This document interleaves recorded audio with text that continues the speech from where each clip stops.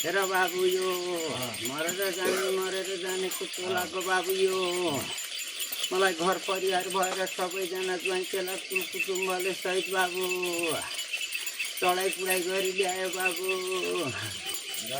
चढाइ पुढाइ गरेर ल्याउँदाखेरि बाबु एउटा थोकमा चाहिँ बाबु झन्डै थुकको छिटापो पऱ्यो कि बाबु।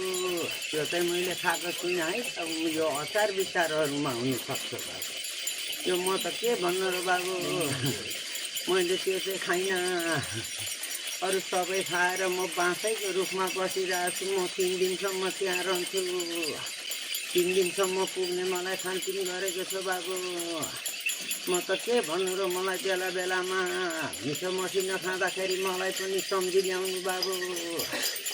कहिले बाबु मिठो मसी नखाँदाखेरि मैले बाबु यो मेरो बुवासँग पनि बाबु भेट भएको छैन बाबु। यो 6 महिना उता मात्रै भेट हुन्छु मामेरू बाबु।